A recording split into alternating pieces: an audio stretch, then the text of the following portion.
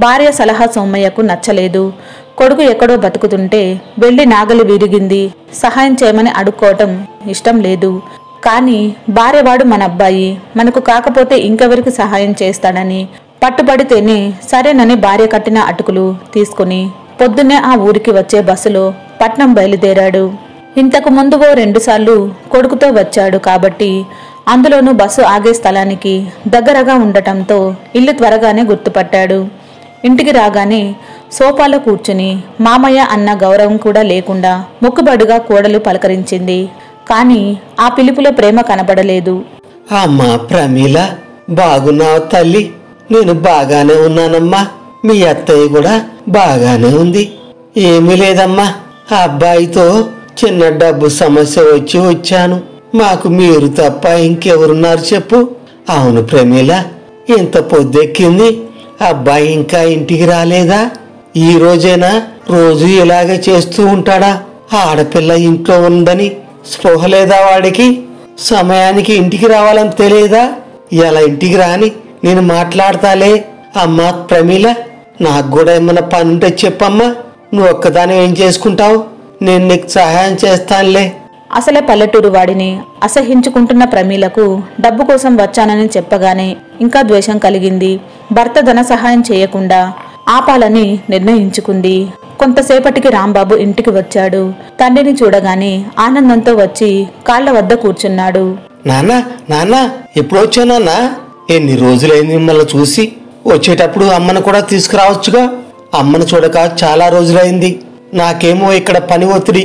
చూస్తున్నావుగా, పొద్దున పోతే రాత్రి సమయం అవుతుంది. నాన్న, మన పొలం ఎలా ఉంది? ఈ ఏడు భూమి దున్నావా?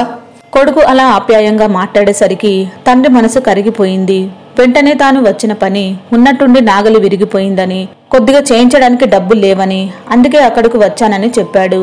తండ్రి కష్టం అర్థం చేసుకున్న రాంబాబు ఇక్కడే ఉండు నాన్న అంటూ ఇంట్లోకి వెళ్లి బీరువాలో డబ్బు తీయబోయాడు.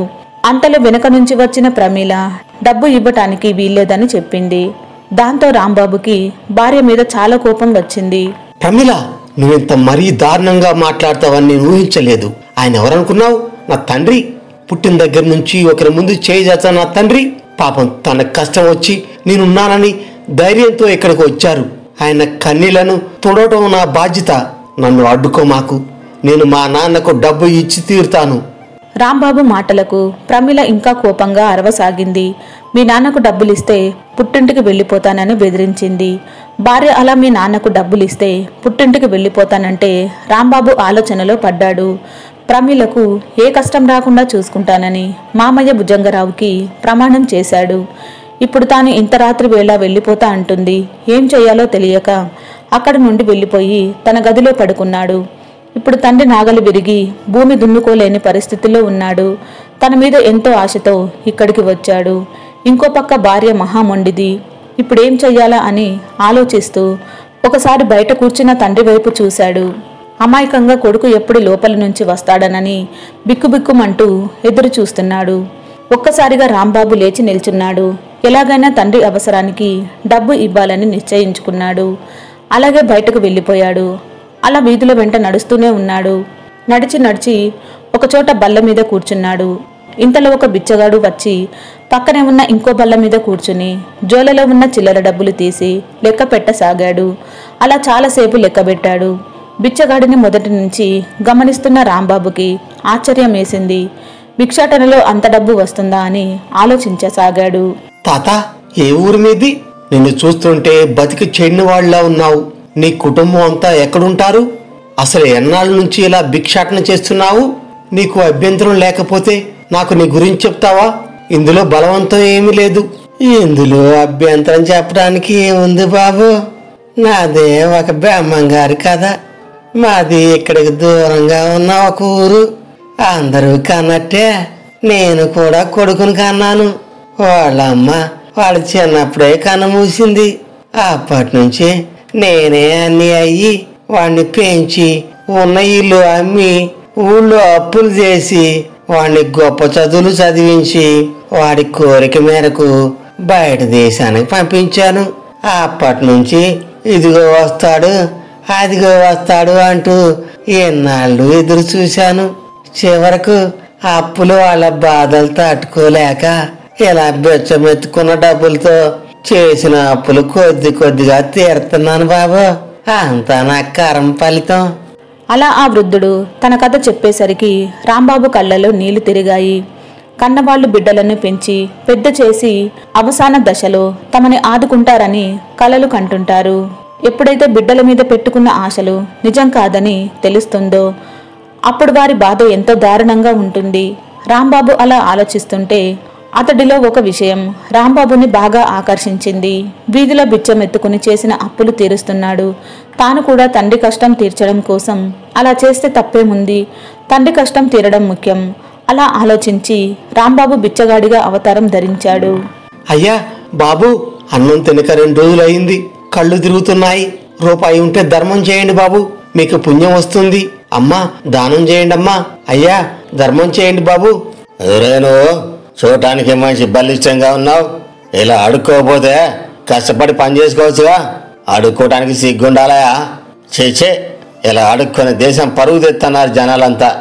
ఆ వ్యక్తి అలా తిడుతూ చీదరించుకునేసరికి రాంబాబుకి తల కొట్టేసినంత పని అయింది. వెంటనే అతడి సంగతి చూద్దామనుకున్నాడు. ఇంతలోనే తాను బిచ్చగాడి వేషంలో ఉన్న సంగతి గుర్తొచ్చి అక్కడ నుండి వేరొక ప్రదేశానికి పోదామని ఇటు తిరిగాడు. అక్కడ కారులో రాంబాబు మామ భుజంగరావు ఇటువైపు చూస్తున్నాడు. రాంబాబు నువ్వేనా? ఏమిటయ్యా ఈ వేషం? మనం తయారు చేసే ఉత్పత్తుల గురించి ప్రజలు ఏమనుకుంటున్నారో తెలుసుకోవడానికి ఇలా వేషం ధరించావు కదూ. నాకు తెలుసయ్యా నీ తెలివితేటలు, ఆలోచన బాగానే ఉంది. నాకు బాగా నచ్చిందయ్యా. రేపటి నుంచి నేను కూడా నీలాగే వేషం ధరించి ప్రజల నాన్ని తెలుసుకుంటా. ఇక చాలే, ఇంటి దగ్గర అమ్మాయి ఒకతే ఉంటుంది. రా నా కారులో వెళ్దాం. భుజంగరావు అలా మాట్లాడేసరికి రాంబాబు సిగ్గుతో కుంచుకుపోయాడు. వేషం విప్పేసి జరిగింది మొత్తం తన తండ్రి కష్టం, ప్రమీల విషయం అన్ని వివరంగా చెప్పాడు. అల్లుడు చెప్పింది విన్న భుజంగరావుకి తన కూతురి మీద పీకల దాకా కోపం వచ్చింది. వెంటనే ఇలారా నేను చూసుకుంటా అంటూ కారు ఎక్కించుకుని రాంబాబు ఇంటికి బయలుదేరాడు. ఇదిలా ఉంటే భర్త ఉన్నట్టుండి తన మీద కోపంతో వెళ్లిపోయేసరికి ప్రమీలకు చాలా కోపం వచ్చింది. ఎలాగైనా తండ్రికి ఈ విషయం చెప్పి రాంబాబు సంగతి తేల్చాలి అనుకుంటూ కోపంతో రగిలిపోతూ ఇంట్లో అటు ఇటు తిరగసాగింది. అలా రాంబాబు మీద కోపంతో ఏదో లోకంలో ఉన్న ప్రమీల ఎదురుగా కూర్చుని కాలుతో తన్నింది. అలా తన్నగానే ఇంకో కాలు జారి కింద పడింది. కాలంతా వాపు వచ్చి అరవసాగింది. ఆ అరుపులు విని బయట హాలులో కూర్చున్న మామ ఆందోళనతో ఇంట్లోకి వచ్చాడు. తీరా చూస్తే కోడలి కాలు మొత్తం వాచిపోయి ఉంది. ఆమె బాధతో విలవిల్లాడుతుంది.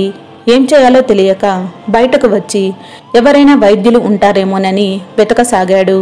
ఎవరండి మీరు? ఎక్కడ తిరుగుతున్నారు? రాంబాబు ఇంటికి వచ్చారా ఏంటి? ఇంతకు రాంబాబుకు మీరేమవుతారు? అతడలా అడిగేసరికి సోమయ్యకు ప్రాణం లేచి వచ్చినట్లయింది. వెంటనే జరిగింది మొత్తం వివరించి వైద్యుడు ఎక్కడుంటాడో తెలుపమన్నాడు. దానికి ఆ వ్యక్తి చిరునవ్వు నవ్వుతూ నేను కూడా వైద్యుడనే పద అంటూ రాంబాబు ఇంటికి వచ్చి ప్రమీలను చూసి కాలు విరిగిందని చెప్పి తన ఆసుపత్రికి తీసుకుపోయి ప్రథమ చికిత్స చేసి కట్టుగట్టాడు. అదే సమయానికి భుజంగరావు రాంబాబుని తీసుకుని కూతురి మీద కోపంతో ఇంట్లోకి వచ్చాడు. ఇంట్లో ఎవరూ లేకపోయేసరికి ఇద్దరూ బయటకు వచ్చారు. అదే సమయానికి పక్కింటి మహిళ జరిగింది చెప్పి ఆసుపత్రి చిరునామా చెప్పింది. ఇద్దరూ ఆందోళన చెందుతూ ఆసుపత్రికి వచ్చారు. అక్కడ ప్రమీల కాలికి కట్టుగట్టి ఉంది. ఇంతలో వైద్యుడు అక్కడకు వచ్చాడు. చూడమ్మా ప్రమీల, ఇతనెవరో నీకేమవుతాడో తెలియదు గాని నీకు ప్రమాదం వాటిల్లగాని ఎంతో తలడిల్లిపోయాడు. పాపం మీ ఇంటి ముందు నించోని వైద్యుడు ఎక్కడ ఉంటాడోనని కళ్ళనీళ్లు పెట్టుకోవటం నేను గమనించాను. చూడమ్మా ప్రమీల, నేటి సమాజంలో కళ్ళ ముంద అన్యాయం జరుగుతున్నా నాకెందుకులే, అది నాకు జరిగింది కాదు కదా, నా కుటుంబానికేం జరగలేదు కదా అని చూసి కూడా చూడనట్టు తప్పుకుపోయే జనాలున్నారు. కానీ ఈయన మాత్రం అందుకు విరుద్ధంగా మంచి మనసు కలిగి సాటి మనుషులకు సహాయం చేసే హృదయం కలిగి ఉన్నాడు. నిన్ను సమయానికి వైద్యుడికి చూపించిన ఇతడికి నువ్వు చాలా రుణపడి ఉన్నావు. సరేనమ్మా, నేను ఇంకో రోగిని చూడాలి, వెళ్తున్నా. ఈ మాత్రలు సమయానికి వేసుకో, మళ్ళీ నేను రేపు వస్తాను. చూడమ్మా, నీ గురించి రాంబాబు చెప్పాక అసలు ఈ జన్మలో నీ మొహం చూడకూడదనుకున్నాను. కానీ నిన్నిలా వదిలిపెడితే ఇంకా కుటుంబాన్ని చిన్న భిన్నం చేస్తావని భయపడి నీకు కొంచెం గడ్డి పెడదామని ఇక్కడికి వచ్చాను. నువ్వు పుట్టక ముందు బిడ్డల కోసం మీ అమ్మ నేను తిరగని గుడి లేదు, ఎక్కని మెట్టు లేదు. ఆ తర్వాత ఏ దేవుడు కరుణించాడో గాని నువ్వు పుట్టావు. కానీ నువ్విలా సాటి మనుషుల పట్ల అసహ్య భావం పెంచుకుంటావని తెలిస్తే నువ్వు పుట్టగానే నిన్ను తీసుకెళ్లి ఎక్కడో పడేసేవాళ్ళం. చూడమ్మా ప్రమీల, నీకు పల్లెటూళ్ళన్నా అక్కడి మనుషులన్నా అసహ్య భావమా? మరి నీ తండ్రి కూడా ఒకప్పుడు ఊర్లో పేడ ఎత్తినవాడే, గేదెలు కాసినవాడే, అరక దున్నినవాడే. మరి నన్ను కూడా దూరం చేసుకుంటావా? నువ్వు కాలు విరిగి గిలగిలా కొట్టుకుంటుంటే నువ్వు అసహించుకున్న మనిషి నిన్ను ఇక్కడ తీసుకువచ్చి నిన్ను కాపాడాడు. అలాంటి మనిషిని దూరం చేసుకుంటావు, కాళ్ల మీద పడి క్షమాపణ అడిగి కాళ్ళు గడిగి నెత్తిన పోసుకుంటావు, నీ ఇష్టం. నువ్వు మనిషిగా మారితే బిడ్డ ఉందనుకుంటాను, లేకపోతే బిడ్డ సచ్చిందనుకుంటాను. వెళ్తాను. ఎంతో గొప్ప మనసున్న మామయ్యను బాధ పెట్టాను అనుకుంటూ క్షమించమంటూ సోమయ్యను వేడుకుని కన్నీరు పెట్టసాగింది. భార్యలో వచ్చిన మార్పుకు రాంబాబు, తండ్రి భుజంగరావు ఎంతో సంతోషించారు. తర్వాత వైద్యుడి సలహా మేరకు ప్రమీలను ఇంటికి తీసుకువెళ్లారు. కోడలి కాలు విరిగింది అన్న విషయం తెలుసుకున్న రాంబాబు తల్లి ఆందోళన చెందుకుంటూ ఊరి నుండి వచ్చింది. కొన్నాళ్లకు ప్రమీల పట్నంలో వద్దు, వెళ్లి అత్తమామయ్యల వద్ద ఉందామని పట్టుబట్టింది. రాంబాబు కూడా సంతోషించి అందుకు ఒప్పుకున్నాడు. తర్వాత భుజంగరావు సహాయంతో రాంబాబు తన సొంత ఊరిలో కర్మాగారాలు నిర్మించి చుట్టుపక్కల ఉన్న యువతకు ఉపాధి అవకాశాలు కల్పించి అందరిలోనూ మంచి పేరు తెచ్చుకున్నాడు. మా ఛానల్లోని స్టోరీస్ అన్ని మీకు నచ్చినట్లయితే లైక్ చేయండి, షేర్ చేయండి, సబ్స్క్రైబ్ చేయండి. అలాగే పక్కనే ఉన్న బెల్ ఐకాన్ని క్లిక్ చేయండి. మీ విలువైన సమయాన్ని మా కోసం కేటాయించి మీ అందరి సపోర్ట్ మాకు ఇస్తున్నందుకు మీ అందరికీ ధన్యవాదాలండి. మరింత సపోర్ట్ చేసి మా ఛానల్ని ముందుకు తీసుకువెళ్ళండి.